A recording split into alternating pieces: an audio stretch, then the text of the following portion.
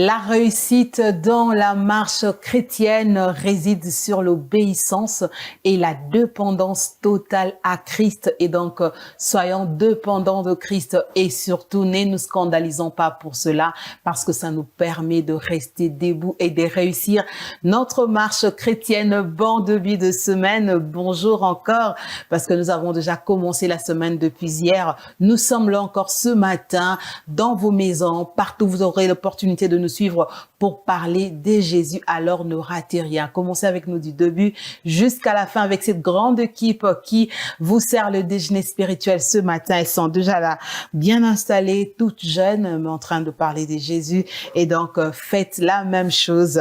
Déborah Fat, nous étions là déjà hier. Bonjour encore et bienvenue.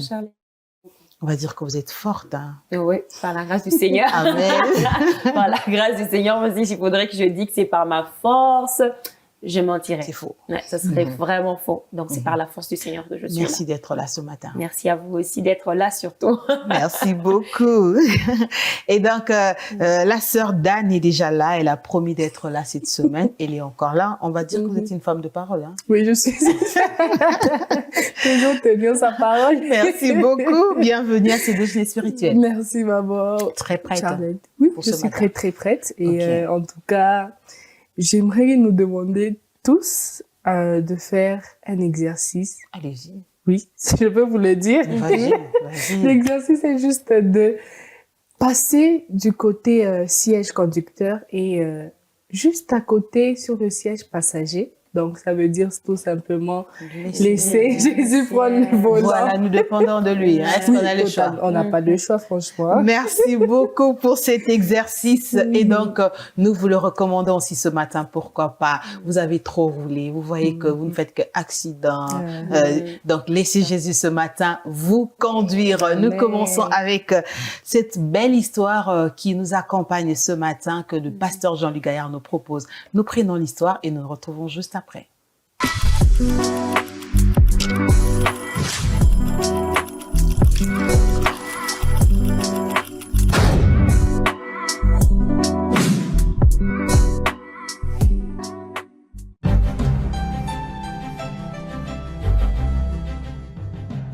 Bonjour, aujourd'hui mon histoire s'intitule « Examen d'honnêteté ».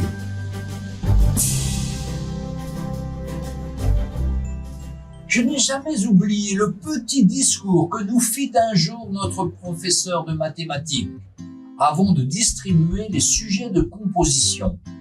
Aujourd'hui, mes amis, je vous fais passer 2 examens. Le premier est de géométrie, l'autre d'honnêteté. J'espère que vous réussirez les 2. Si vous échouez à l'un, que ce soit plutôt celui de géométrie. Vous aurez plus d'occasions dans votre carrière d'appliquer les principes d'honnêteté que d'utiliser les théorèmes de géométrie. Chaque jour, nous devons passer de plusieurs manières l'examen d'honnêteté ou de véracité. Par exemple, que faisons-nous au supermarché lorsque la caissière nous rend par erreur trop de monnaie? Il est si facile de ne rien dire. De plus, c'est son erreur à elle, pas la nôtre. Lorsque vient le temps de faire notre déclaration d'impôt, est-ce que nous transcrivons fidèlement tous nos revenus sur le formulaire? Nous pourrions très bien dire que, puisque l'État empoche déjà un gros pourcentage de notre salaire, il n'y a rien de mal à en soustraire un peu. Ce professeur avait raison. Le comportement moral d'une personne est autrement plus important que le niveau de ses connaissances ou de ses revenus. Mais ce comportement exige d'abord que l'on soit vrai devant le Dieu avec qui on ne peut pas tricher et que l'on fasse ses comptes avec lui. Voici ce que nous dit la parole de Dieu dans le livre de Michée, chapitre 6, verset 8. « Ce que l'Éternel demande de toi, c'est que tu pratiques la justice, que tu aimes la miséricorde et que tu marches humblement avec ton Dieu. » Retrouvez Un jour une histoire sur www.365histoire.com.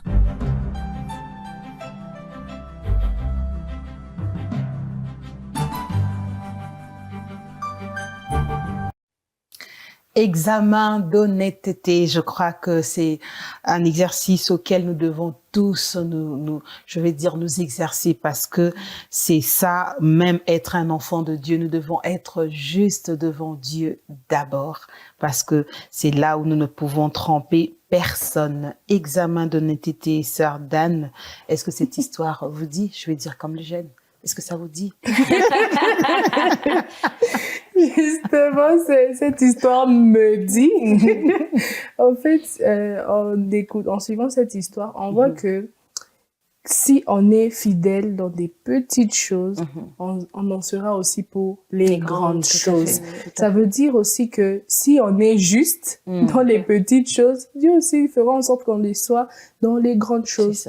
Et il a même donné l'exemple de la caissière. Il y a des gens, ils se disent que elle a fait passer un produit ou soit deux ou je ne sais. C'est mon jour de chance. C'est mon jour de chance. J'ai prié, Dieu m'a exaucé, j'ai fait comme alors que pas du tout. Pas du tout. Dieu ne va pas pratiquer l'injustice en votre faveur. Non. Okay. On l'appelle d'ailleurs le juste juge, vous voyez. Donc ça veut dire que nous devons toujours faire un examen de conscience. On a de la conscience. Et notre conscience nous reproche des biens et des mauvais actes. Il y a des gens qui se disent, ah, Dieu, comment il parle? Mais Dieu nous parle aussi par notre conscience. Tout à fait. Dieu nous parle aussi par notre conscience. On sait voir que cet agissement n'est pas bien. Cet agissement est droit, cet agissement est un peu flanché. Et ça nous montre vraiment à avoir ce déclic-là de renoncer aux mauvaises choses, justement. Et se dire que, parce que le plus dangereux, c'est qu'un homme perde sa conscience. Parce que s'il la perd, cet état-là, c'est compliqué. Il saura pas distinguer le bien et le mal. Donc, c'est ce que je voulais dire. Waouh, l'examen d'honnêteté. Alors que je suivais un serviteur de Dieu qui est en train de dire, cette phrase-là m'était restée. Et en même temps, j'étais en train de m'exercer, sœur Deborah. Il a dit, en fait, quand nous recevons le Seigneur vient nous donner sa paix. Mais au-delà de sa paix, il nous demande, en fait, d'être honnête et discipliné. Il a dit, vous voulez être libre dans la vie, soyez honnête et discipliné. Vous serez libre. Parce que même quand quelqu'un cherchera à accuser votre conscience, vous êtes honnête. Même quand quelqu'un cherchera à vous faire du chantage, vous savez que vous êtes discipliné et honnête dans votre façon de faire. Et vous n'aurez rien à cacher. Voilà. Vous n'aurez rien à cacher. Et vous serez surtout un homme ou une femme libre. En fait, j'étais en train de réfléchir, je dis, mais oui, hein. Parce que elle va m'accuser, j'ai volé. Je sais que je vole pas. Je vole pas. Je suis tellement honnête que ça rejoint une parole qui dit que si on t'accuse de quelque chose, c'est pas un problème, je paraphrase. Mais le mal serait de t'y trouver. Ça veut dire que tant que tu sais ce que tu as agi, tu peux, tu as une conscience tranquille. Mais si je te reproche c'est comme ça qu'on accuse, c'est comme ça qu'on attrape des personnes. Ton agissement, on sait déjà on sait déjà vous êtes sous la défensive. Non, mais ça montre justement que cette accusation est réelle. Vous voyez? Donc on veut être honnête et discipliné pour être réellement libre. Et comme la sœur Dan est en train de le dire, moi j'ai vraiment aimé. Ça commence déjà avec les petites choses. Quelquefois, on se dit, ah, j'ai pris seulement 1000 francs dans le sac de maman, ça fait quoi? Ça fait quoi? C'est 1000 francs, non? Et c'est comme ça que tu auras à prendre même des grandes sommes. Celui qui volera volera encore plus. C'est ça, vous voyez? Donc, exercez, vous avez reçu le Seigneur dans votre vie. Exercez-vous à abandonner les choses qui, autrefois, étaient pour vous faciles. Comme mentir, par exemple. Quelquefois, même mentir pour des petites choses. Je suis au téléphone. Non, mais je suis au niveau de Carrefour, mais alors que je suis vraiment au niveau de Moulikap. Imagine. Mais je suis au niveau de Carrefour, j'arrive. Mais tu es au niveau de Moulikap. Vous voyez un peu ce que ça fait. Donc, essayez de travailler dans la discipline possible à réduire sensiblement tout ce qui est d'état en vous. Tout ce que les seigneurs, quand ils regardent, ils disent vraiment ça, c'est pas de moi. La Bible dit, on n'a rien trouvé de ce qui concernait du monde dans le Seigneur. Et c'est ça que nous devons aussi, comme nous appelons chrétiens, nous devons retrouver en nous ce qui est de Christ. La vérité, l'honnêteté, la discipline, la justice, la vérité. Toutes ces choses-là, ça paraît banal, mais c'est ça même qui fait la force des enfants de Dieu. C'est ça qui fait la force des enfants de Dieu. Nous devons être honnêtes. En tout cas, le prince de ces mondes vient, mais qu'il ne trouve rien de lui en vous. Parce que ça sera comme un aimant, hein, vous voyez. Donc, dès qu'il passe, tout ce qu'il y a de lui, ça s'attache. Donc, ça attire, voilà. Et donc, évitons cela. Que le Seigneur nous aide ce matin à nous débarrasser de la vaine manière héritée de nos aïeux. Que le Seigneur nous aide parce que c'est possible avec Dieu. Il nous rend libres, libres de toutes ces choses. Et la raison principale même de la venue de Jésus, c'est pour vaincre le péché. Exactement. Et donc, il est capable, tu es capable aussi de vaincre le péché qui t'enveloppe aussi facilement comme la malhonnêteté. Et donc, le Seigneur nous aide. C'était l'histoire de ce matin qui cède sa place au pain. Nous prenons le pain que nous avons vu avec le pasteur Guillaume. Nous étions là au culte du dimanche et c'est le premier pain de cette semaine que nous consommons ce matin. Nous le prenons et on se retrouve juste après.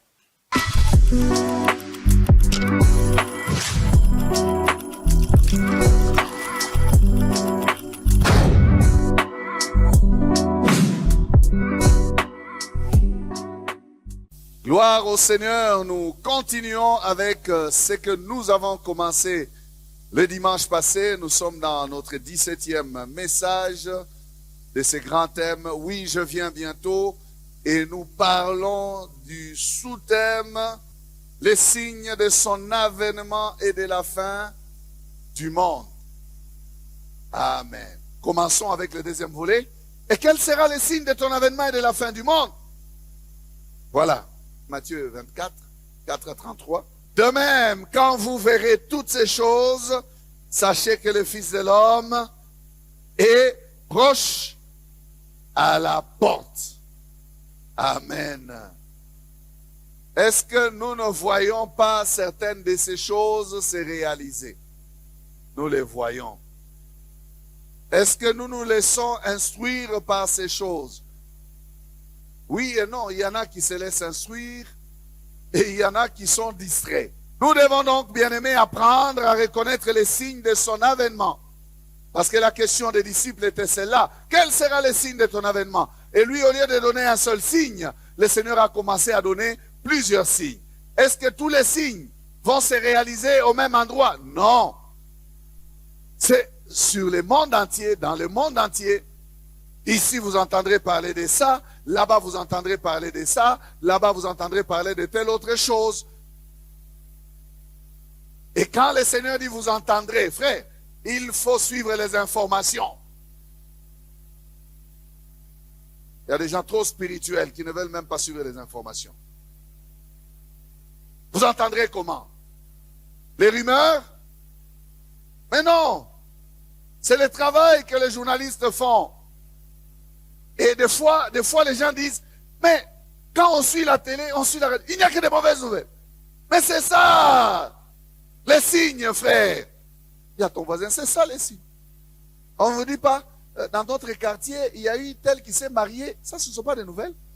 On vous dit, il y a eu 20 morts en Centrafrique. Il y a eu un accident, un camion citerne s'est renversé. Quelqu'un a suivi ça? Non, tu n'as pas suivi. Nous vivons sans discerner les signes. Et déjà, à l'époque de Christ, il reprochait à ceux-là qui étaient ses contemporains leur distraction. Il leur disait, vous savez observer les ciels. Vous savez dire qu'il va faire beau temps ou qu'il va pleuvoir. Vous avez la météo, vous savez interpréter cela. Mais vous ne savez pas interpréter quel est le temps qu'il fait. Nous sommes à quelle période, bien-aimés, de notre histoire? Vous ne savez pas interpréter cela. Non, vous n'êtes pas sage, vous n'êtes pas intelligent. Devenez intelligent, devenons sages, devenons intelligents. Amen. Laissons-nous instruire, laissons-nous apprendre. Apprenons que le temps est court. Et le temps est court. Quand vous lisez la conception que Paul avait du retour de Christ, mais Paul m'étonne. Paul dit, à cause du temps qui est court, que les célibataires restent célibataires. Que celui qui est marié soit comme s'il n'est pas marié. Que celui qui achète soit comme s'il n'achète pas.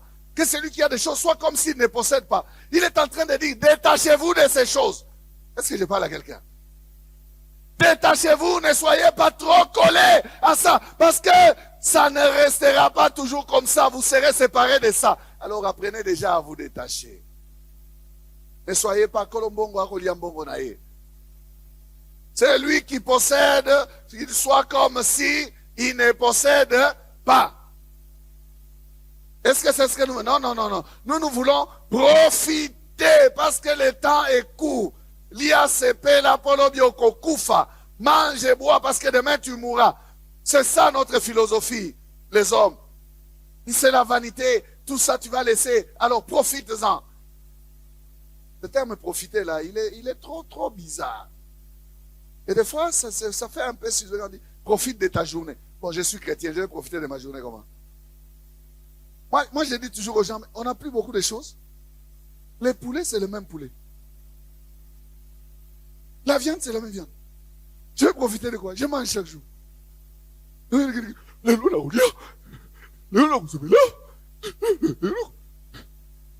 Oh. Tu vas profiter comment? Dis-moi, tu vas profiter comment? Réfléchissez. Hein.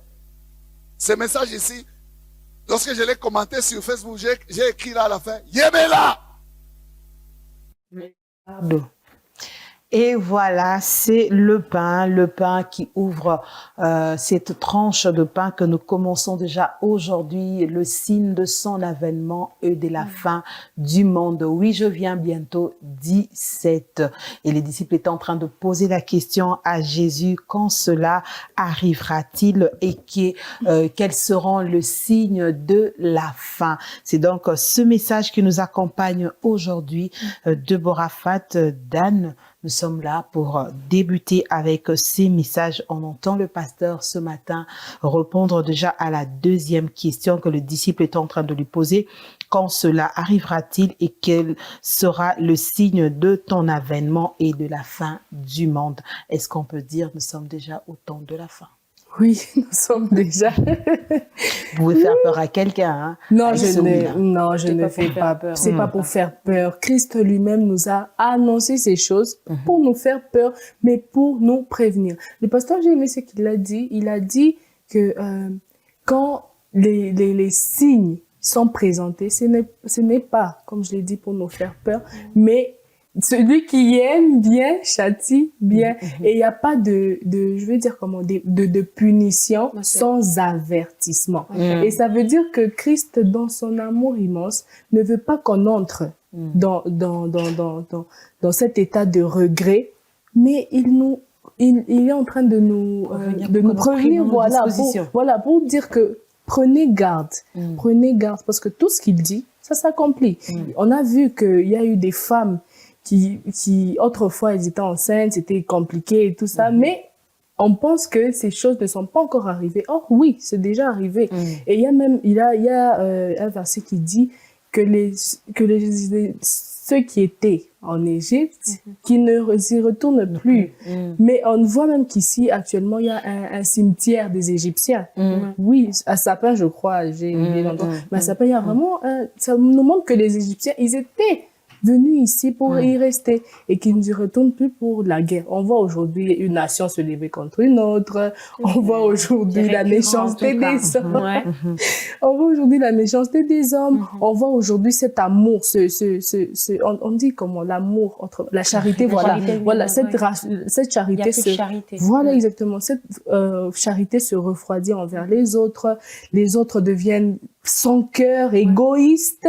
Vous voyez, donc on voit clairement que le temps de la fin est là. Et je dis souvent que ça devient comme un slogan. Christ revient bientôt. Jésus revient bientôt. Depuis qu'il est venu. Christ revient bientôt. Ça devient comme un slogan. Mais c'est réel. C'est pas de la blague. Christ ne blague pas en disant ça. Et c'est très réel. Et il est en train de venir. Il est déjà à la porte.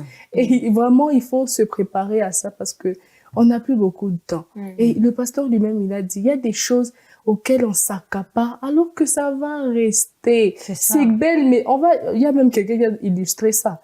Dans un mètre et quelques de cimetière, vous n'y entrerez pas avec vos maisons, vos véhicules, vos biens acquis ici. Vous n'entrerez pas avec ça. Et ça nous montre le danger de la vie, parce que la vie est tellement fragile. On n'est pas venu pour faire notre volonté sur terre. Christ l'a dit.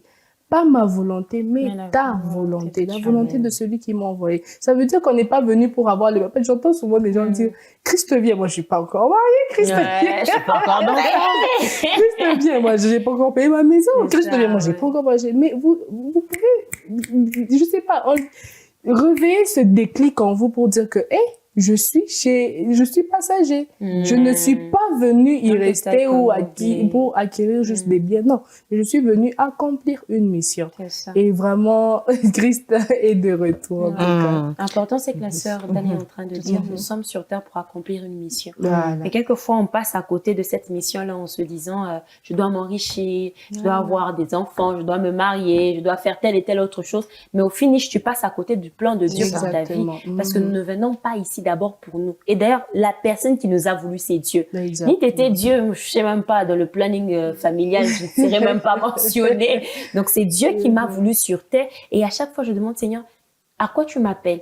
Qu'est-ce que tu me demandes de faire en ce temps-ci? Et c'est ça même qui va te permettre d'être efficace. Parce que quand tu touches à tout, tu ne sais pas être efficace. À un moment donné, tu te fatigues, tu te dis, mais Seigneur, depuis que j'étais ici, je ne sais même pas à quoi je suis appelée, parce que tu as touché à beaucoup de choses. Demande à la personne qui t'a voulu sur terre, Seigneur, dis-moi, je suis là, à quoi tu m'as appelé? Qu'est-ce que je dois faire? Tantôt d'une manière, tantôt d'une autre. Il va vous dire exactement ce que vous devez faire. Parce que quelquefois, on se dit, non, il va me dire quand je vais dormir, ou je vais entendre la voix comme Samuel. Pas forcément. Parce que peut-être pas, au travers d'un message comme ça, le Seigneur peut te parler, au travers d'un échange que nous sommes en train de faire, le Seigneur peut te parler. Donc, il te suffit d'être sensible à ce que Dieu te dit. Et c'est très important. Il y a ce que le pasteur est en train de dire. L'Église aujourd'hui perd ce qui est des signes. Nous sommes en train de passer à côté. On se dit, on discerne la pluie, on autre chose. Mais par rapport à ce que nous sommes en train de voir dans le monde, on se dit, les côtés à beau, c'est là-bas qu'il y a la guerre. Dernièrement, il y a eu un séisme. On s'est dit, c'est seulement de l'autre côté. Mais chez nous, on s'en fout. Il y a même eu des volcans qui se sont déchaînés. Mais c'est pas chez nous. Donc, c'est pas chez nous. Les signes, c'est pas toujours de la même manière, mais c'est dans chaque coin et recoin du monde. Et nous, on se dit parce que c'est pas chez nous, donc c'est pas la venue du Seigneur, c'est pas grave. Encore le temps. Ok. Donc, continue à dormir au lieu de se préparer. Le Seigneur va venir et ça sera foutu. Il viendra comme un voleur. Il a dit lui-même comme un voleur. Je sais pas si un voleur vous a déjà prévenu. Je sais pas si un voleur, maman Charlène, vous a déjà prévenu de sa venue. Chez vous, jamais. Ça veut dire qu'on ne s'y attendra pas. Il a même donné encore cet exemple, Christ. Il a dit que une personne sur le lit partira, une autre pourra rester. Ça nous montre en fait que c'est soit on va dormir, soit ça serait comme une journée ordinaire comme celle-ci. On vient, on tourne une émission et tout. Et c'est le jour où Christ viendra. Peut-être de l'autre bout du Dieu, Jésus viendra.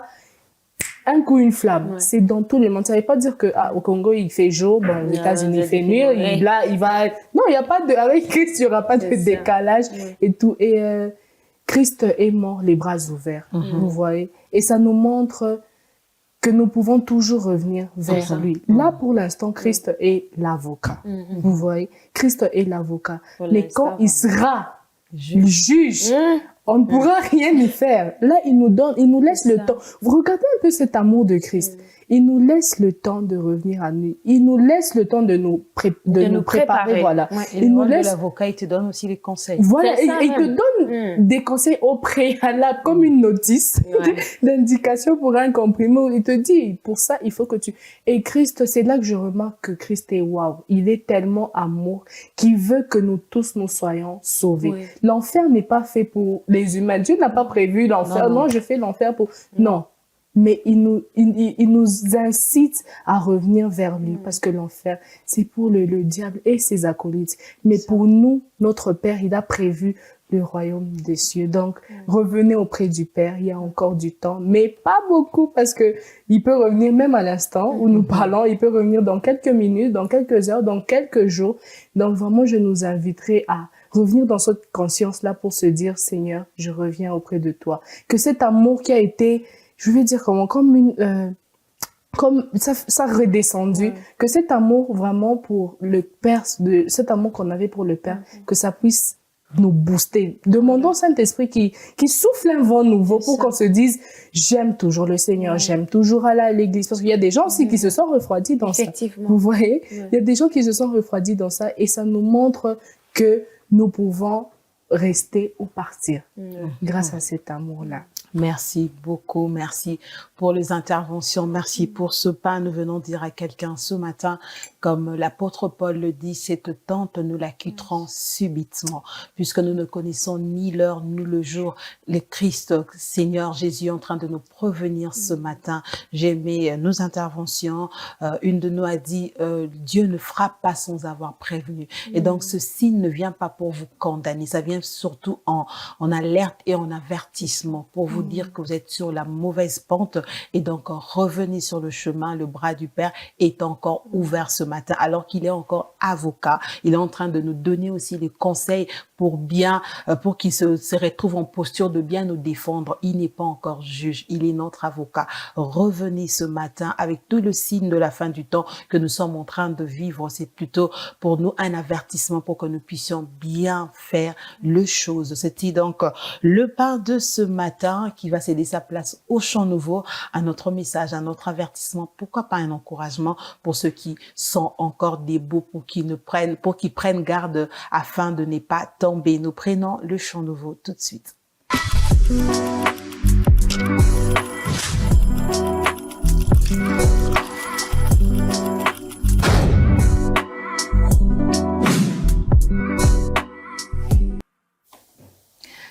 Afadali, c'est donc le titre de ce chant, les chants nouveaux de ce matin. Quand j'entendais avec l'interprétation de la sœur Déborah Fat, je me dis c'est vrai, notre foi nous la plaçons en Jésus comme cette encre qui va au-delà du voile. Et si ça dépendait des hommes, ça pouvait être difficile. Puisque ça dépend de Dieu, nous n'aurons pas peur, sœur Déborah. Effectivement, c'est un chant vraiment poignant pour relever quelqu'un qui se disait je crois on m'a pas donné de chance. On m'a pas donné de chance. C'est foutu pour nous. Pour moi, ça n'est fini. Je veux te dire que c'est pas fini. Le Seigneur, tant que le Seigneur est roi, sache que ça ira pour toi. Tant que c'est lui qui détient toutes choses, ça va marcher pour ta vie. Parce que quelquefois, on se dit, c'est vraiment parce que c'est mon oncle qui a beaucoup d'argent, c'est lui qui nous a soutenus, c'est aujourd'hui il décide, voilà, c'est fini pour moi. Je veux te dire, c'est pas fini pour toi. Il y a un Père dans les cieux. Il sait bien prendre soin des siens. Et tant que tu auras ta confiance en lui, il te viendra en aide. On a vu des orphelins finir leurs études et même avoir du boulot, se marier et être bien casé. Sache que pour toi, c'est pas la première expérience que le Seigneur va commencer. Sache qu'il a déjà fait, il le fera encore. Dieu peut commencer de zéro pour te faire devenir héros. Et il dit, j'aime bien cette parole qui dit, maudit soit l'homme qui se confie en l'homme. Ça nous montre un grand enseignement là-dessus. C'est pour dire que Christ est vraiment, tant que nos destinées sont entre ses mains, on peut repartir de zéro.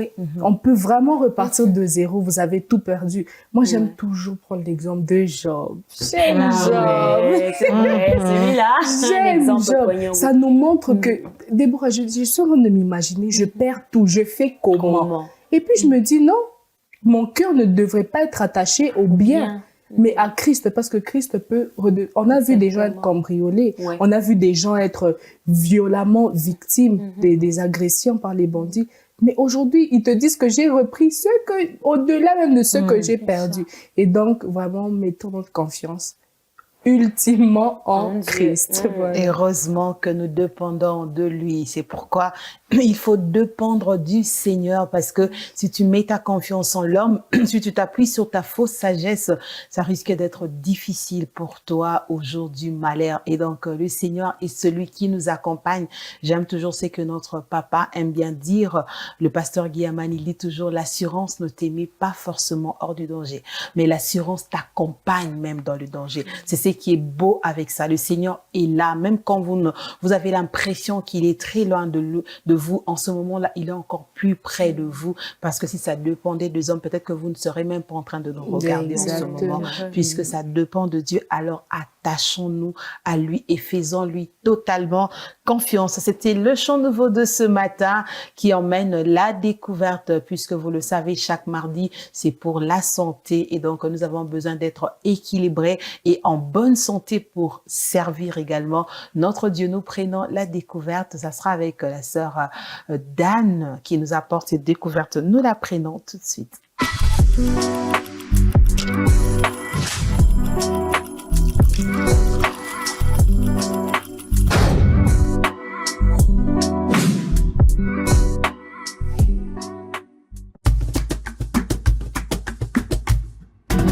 Découvrons aujourd'hui la gastrite.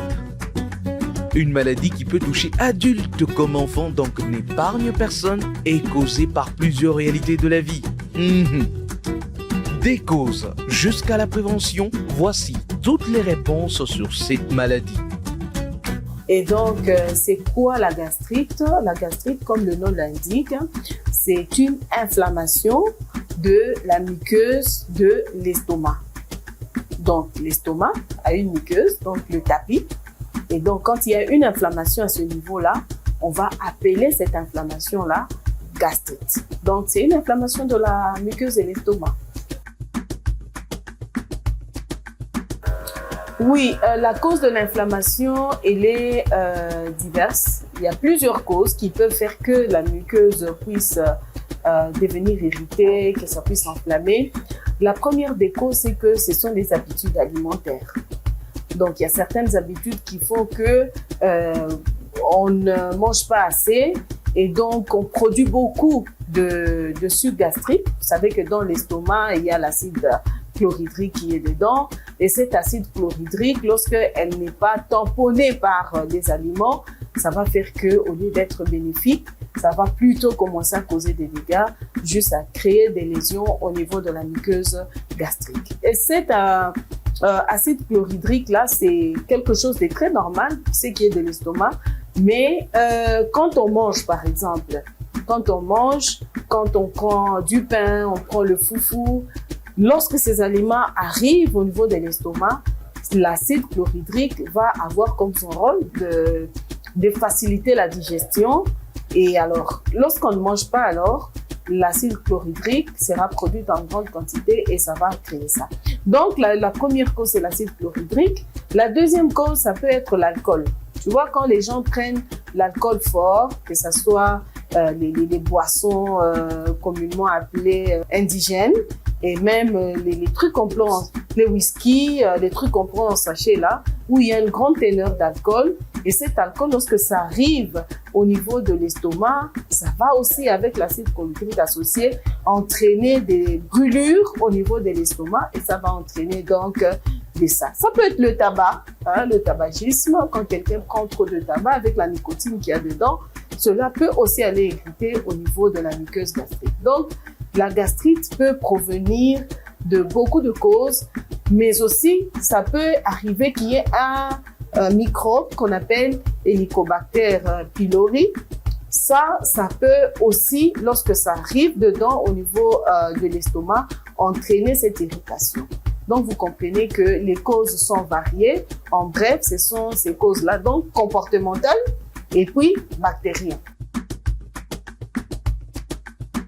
C'est une personne d'abord qui peut avoir des faims douloureuses. C'est-à-dire quand elle a faim, elle sent que ça brûle au niveau de l'estomac.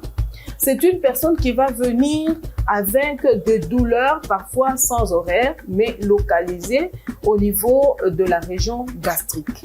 Elle va te dire que non, en tout cas, j'ai l'impression que j'ai des douleurs au niveau du haut de mon ventre et peut-être parfois vers la gauche. Et c'est une douleur qui peut aller en barre, donc commence au centre pour aller vers le dos. Et c'est une douleur, c'est une personne qui peut avoir tendance à des vomissements parce que cette brûlure peut entraîner des effets tels qu'elle puisse commencer à vomir. Et le maître symptôme, c'est une personne qui vient avec des fins douloureuses et des brûlures gastriques, de douleurs au niveau du haut de l'abdomen, du haut du ventre.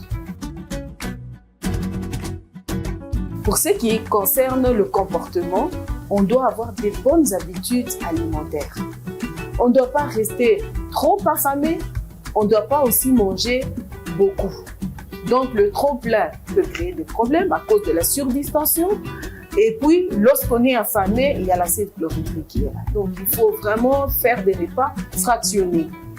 Des repas fractionnés à des heures précises. Ça, c'est déjà un élément très important. Et puis, il faut aussi prendre ce qu'on appelle de tamponnement. Lorsque on a des sensations de brûlure, c'est pas l'alcool qu'il faut prendre.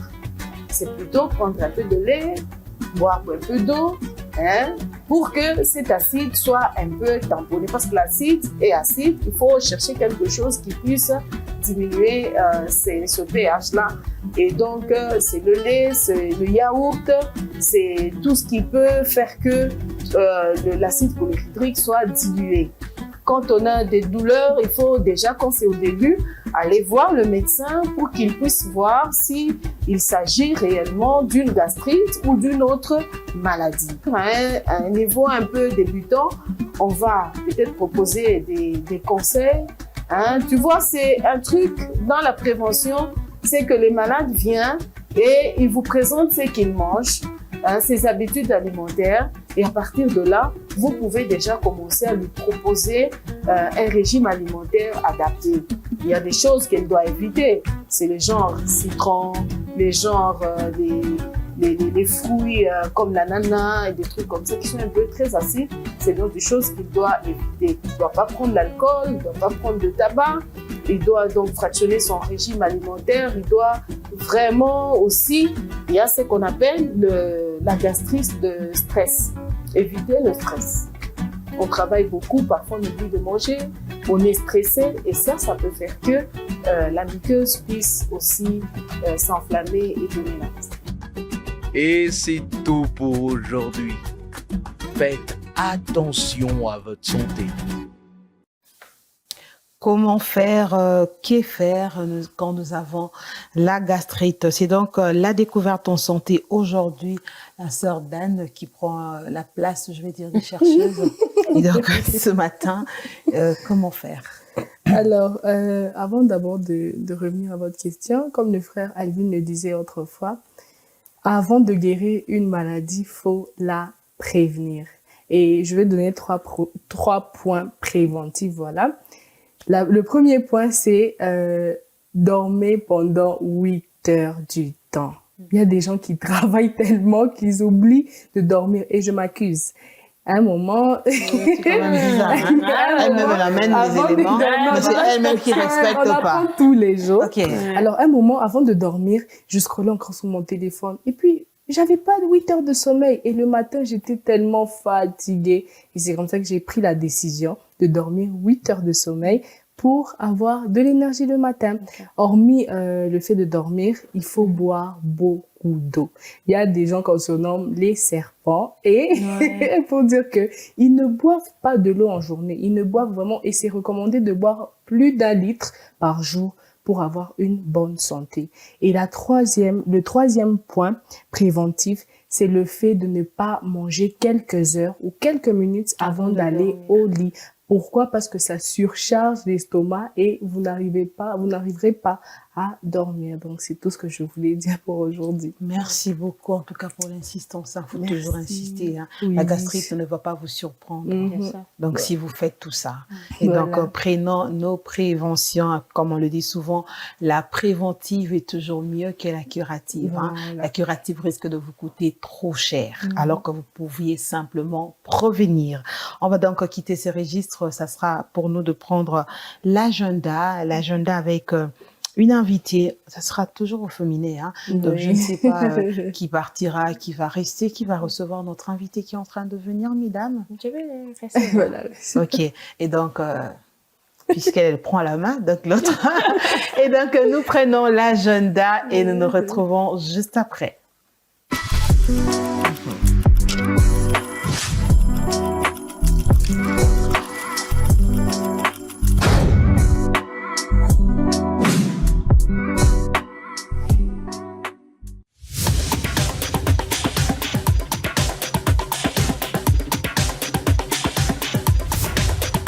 Chaque premier dimanche du mois, c'est le dimanche de la mission. Nous prions pour la mission et nous contribuons pour la mission. N'oubliez pas d'apporter votre contribution pour la mission. Merci de penser à votre contribution. Faites-nous parvenir votre contribution via le mobile panier au plus 243 97 41 41 579 ou au plus 243 81 87 55 0 0 0 au 00 17 12 30 00 10 794 00 53 ou faites un virement bancaire à la TMB. Nous contribuons pour la mission. Que Dieu vous bénisse.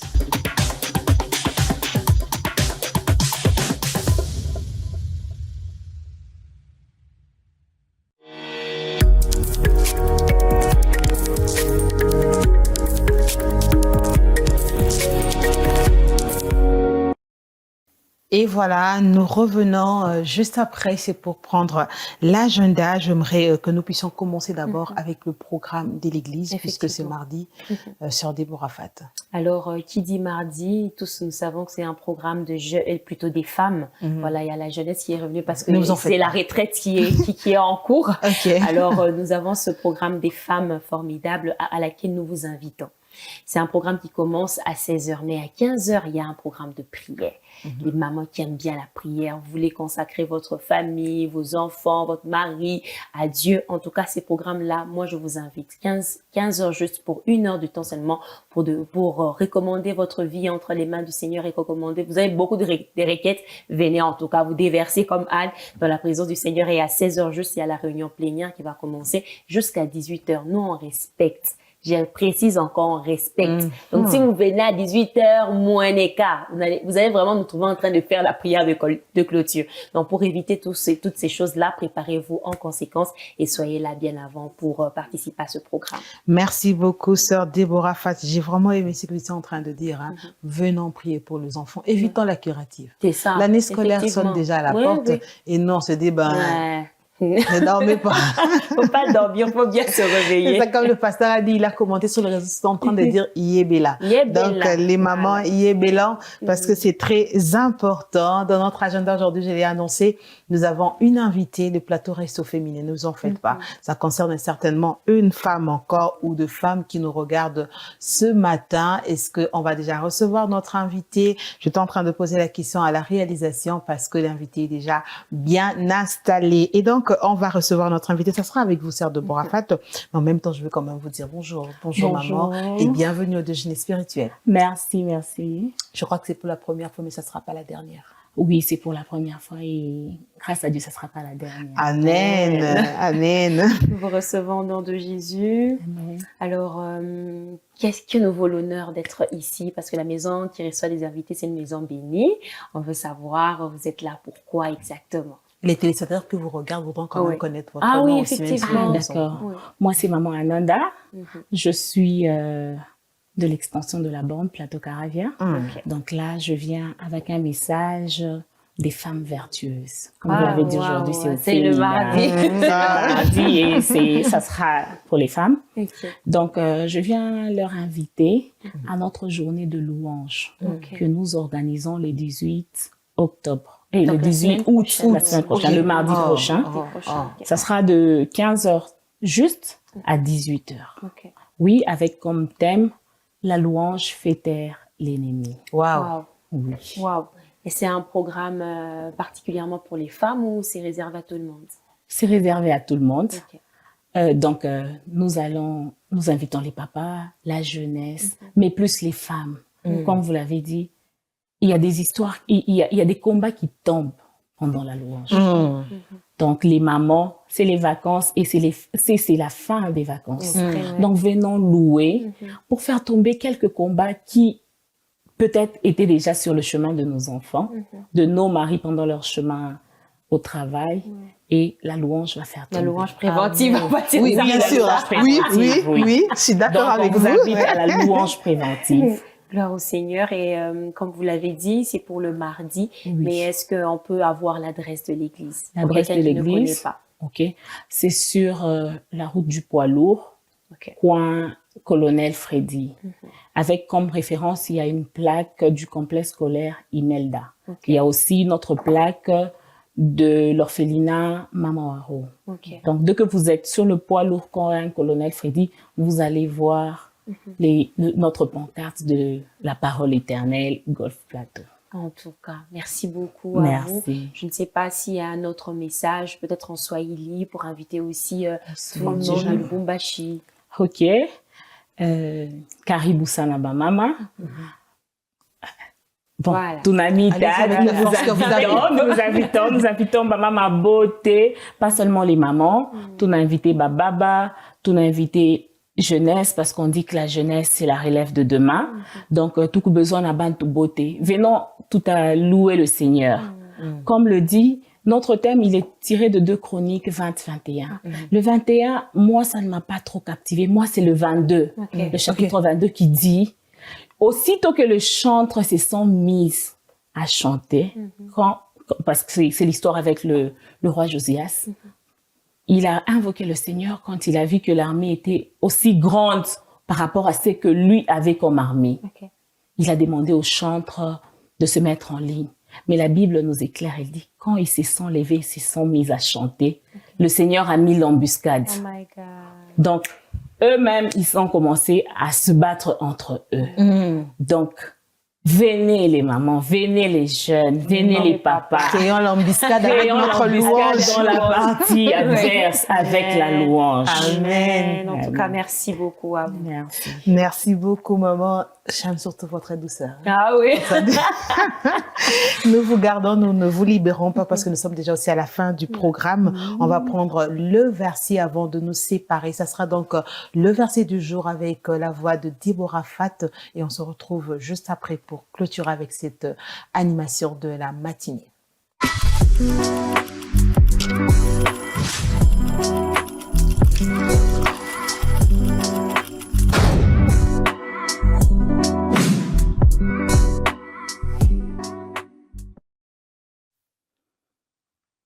Voilà le verset du jour. Il est tiré de Jérémie 1er, le 8e verset qui nous dit « Ne les crains point, car je suis avec toi pour te délivrer, dit l'Éternel.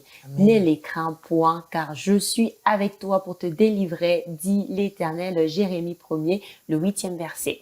Merci beaucoup, sœur Déborah. Et la tranche qui nous accompagne aujourd'hui, c'est Ésaïe 66, Jérémie 1er et 2. Ne le craignez pas, nous l'avons dit depuis les débuts. Hein. Vous êtes avec Dieu et donc vous formez la majorité. Ne le craignez pas et surtout louons les seigneurs parce que nous sommes en train de finir. J'étais en train, quand j'écoutais maman parler de la louange, j'ai entendu plusieurs fois de témoignages comme ça sur la louange. Maman Laure Mbongo a dit un jour, elle avait tellement reçu de mauvaises nouvelles, c'était une matinée. C'était fort en elle. Elle savait pas quoi faire. Elle s'est dit, bon, je vais entrer en prière, je veux prier. Mais en même temps, elle a senti dans son cœur une louange qui montait. Elle a dit, Seigneur, je n'ai pas de raison de louer. Il y a beaucoup de contradictions, mais elle sentait tellement en elle qu'elle devait louer. Elle a commencé à louer. Elle a commencé à chanter. Vous voyez maman Laure Mbongo. Elle chantait. Elle a dit à chaque fois qu'elle chantait, c'était comme si quelque chose était en train de renaître en elle. Et jusqu'à ce que la nouvelle a changé. Et donc, je vous assure que la louange change vraiment, je vais dire, les situations. Et j'aime beaucoup votre thème. Et je crois que nous serons là aussi. Karibu sana. Merci beaucoup. Et donc, on a fini. On a fini. pour Est-ce qu'il y a un mot pour vous, pour la fin? Vous savez, nous sommes en Afrique. Hein. Il y a toujours le dernier mot qui compte. On en a besoin certainement parce qu'on a fini. Je crois qu'on va se retrouver prochainement, mais on veut prendre quand même ces derniers mots-là. Ces derniers mots, tout ce que je veux dire à tout celui qui m'entend, je ne sais pas quelle épreuve ils ont, je ne sais pas quel défi, mais moi, je sais que peut-être que vous avez déjà prié et qu'il y a des choses qui n'ont pas changé. Je vous invite, venons louer ces dieux qui siègent au milieu de la louange et de l'adoration et les choses vont changer. Amen. Merci. Nous vous souhaitons de passer une excellente journée. Merci pareillement. Merci beaucoup. Déborah Fat, on va passer de Roger de la Règle à mot de la fin. Un mot de la fin, qu'est-ce que je veux dire à quelqu'un qui nous suit ce matin? Je vais te demander, comme le verset l'a dit, ne crains pas les difficultés que tu es en train de connaître, les problèmes que tu connais aujourd'hui, ne les crains pas. Confie-toi en Dieu, il va renouveler ta force. Amen. Passez une excellente journée. Merci également. pareillement. Merci beaucoup. Merci aussi à vous tous qui étaient là ce matin en train de nous suivre, scotchés sur la parole éternelle télévision. Merci à notre réalisateur du jour et merci à l'ensemble de téléspectateurs. On va se donner rendez-vous demain à 8h00. En entendant, garder l'attitude de louange face à cet ennemi qui s'élève contre vous. Souriez et louez le Seigneur. Nous nous retrouvons demain à 8h00. Ciao, que Dieu vous bénisse.